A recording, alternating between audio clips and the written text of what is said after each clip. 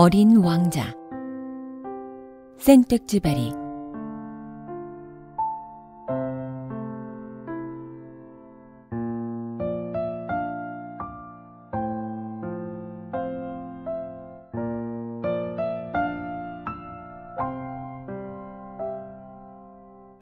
나는 곧 그 꽃을 더 잘 알게 되었다. 어린 왕자의 별에는 전부터 아주 소박한 꽃들이 있었다. 호꽃잎을 한 이 꽃들은 별로 큰 자리를 차지하는 것도 아니었고 누구의 마음을 설레게 하는 것도 아니었다.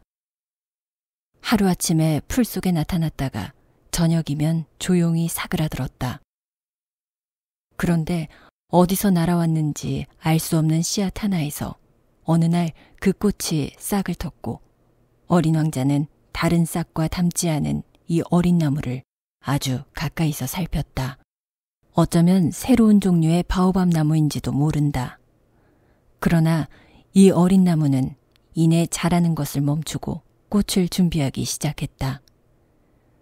어린 왕자는 그 커다랗게 자리 잡는 꽃망울을 지켜보며 곧 어떤 기적이 나타나리라고 생각했다.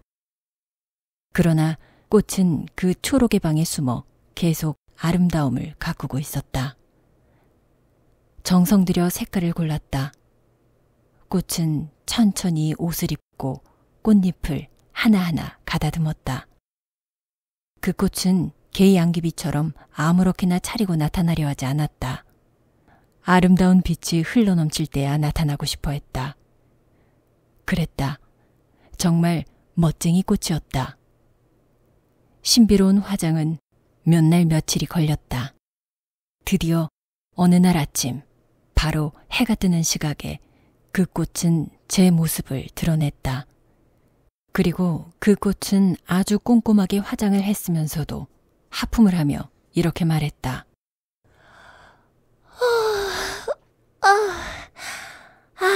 전 이제 겨우 일어났어요. 미안해요. 아직 머리도 온통 헝클어져 있고. 그러나 어린 왕자는 감탄을 누를 수가 없었다. 참 아름다워. 그렇죠?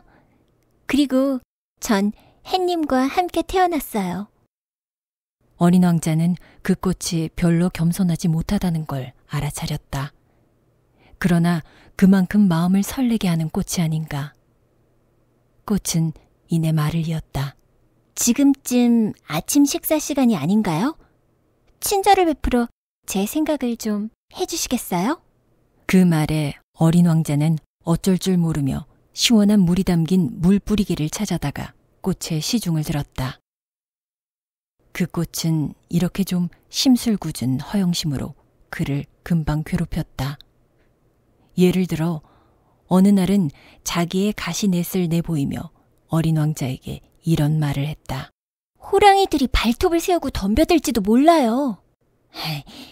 이별엔 호랑이가 없어.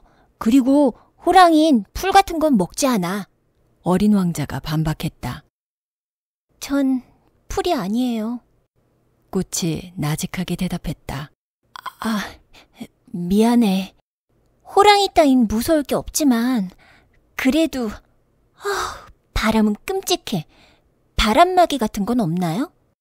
바람이 끔찍하다고? 그렇다면 식물로선 참 안 됐구나. 어린 왕자는 예사롭게 생각하지 않았다.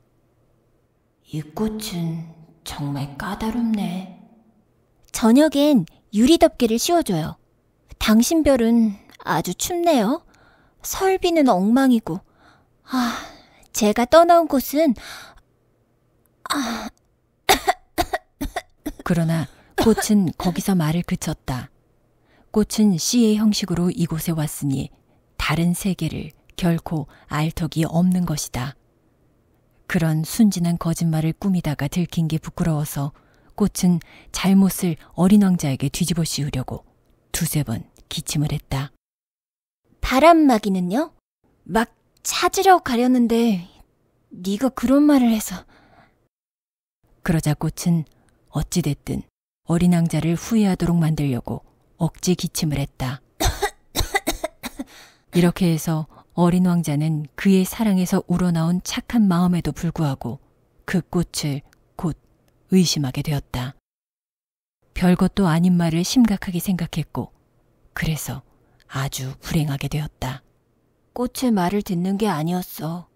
어느 날 그는 내게 속마음을 털어놓았다. 꽃들의 말을 들어선 안 돼. 그저 바라보고 향기를 맡아야지. 내 꽃은 내 별을 향기롭게 해줬는데 난 그걸 즐길 줄 몰랐어. 날 그렇게 화나게 했던 그 발톱 이야기가 내 마음을 푸근하게 할 수도 있었는데. 그는 계속해서 자기의 속마음을 이야기했다. 그때 난 아무것도 알지 못한 거야. 말이 아니라 행동으로 그 꽃을 판단했어야 했는데 그 꽃은 날 향기롭게 해주고 내 마음을 밝게 해줬어. 거기서 도망쳐 나오는 게 아니었는데 그 어설픈 거짓말 뒤에 따뜻한 마음이 숨어 있단 걸 눈치챘어야 했는데. 꽃들은 정말 모순 덩어리야. 난 꽃을 사랑하기 너무